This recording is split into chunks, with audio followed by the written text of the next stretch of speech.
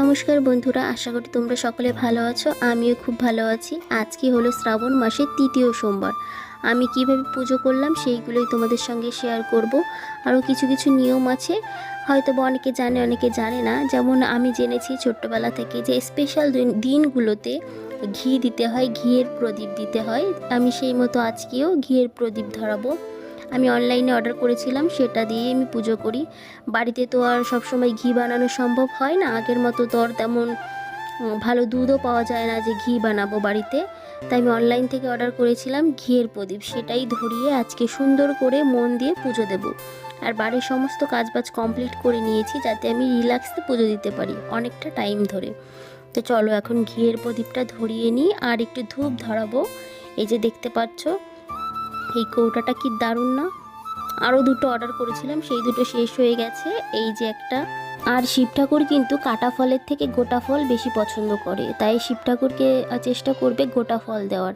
একটা হোক বা তিনটে হোক বা সাতটা হোক, মানে বেজোড় টাইপের ফল দিতে হয়। তা চলো আমি একটা গোটা ফল নিয়েছিলাম, ওটাই আমি আমার বাবা ভোলেনাথকে দিলাম।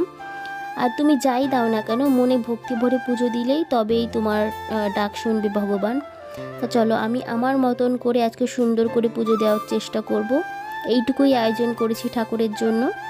আর সব সময় ফুল পাওয়া তো সম্ভব নয়, আমি এইটুকুই ফুল আয়োজন করতে পেরেছি আমার ঠাকুরের জন্য। এই ফুল দিয়ে এখন আমি আমার ঠাকুরকে পুজো দিয়ে দিচ্ছি। তা চলো এখন ঠাকুরের পুজো দিয়ে নি, কি দারুণ লাগছে না সমস্ত ঠাকুরকে এই ফুল দেওয়ার পর। আমার পুজো দেওয়া কমপ্লিট হয়ে গেছে প্রায়, আর অর্ধেকটা পুজো বাকি আছে।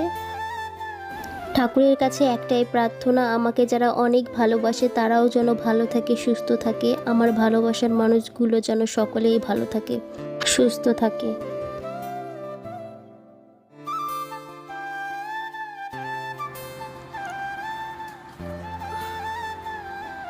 পুজোটা কমপ্লিট করে চলে এসেছি, দরজা আটকে দিয়ে এসেছি। আর পুজো দেওয়ার পর কখনোই দরজা খোলা রাখবে না, একটুখানি টাইম ঠাকুরের নিজের মতো থাকতে দেবে। এখন আমি বাইরে একটু হেঁটে বেড়াচ্ছি। দেখা হচ্ছে তোমাদের সঙ্গে নেক্সট ভিডিওতে। ভিডিওটা কেমন লাগলো তোমরা কমেন্ট করে জানিও। টাটা।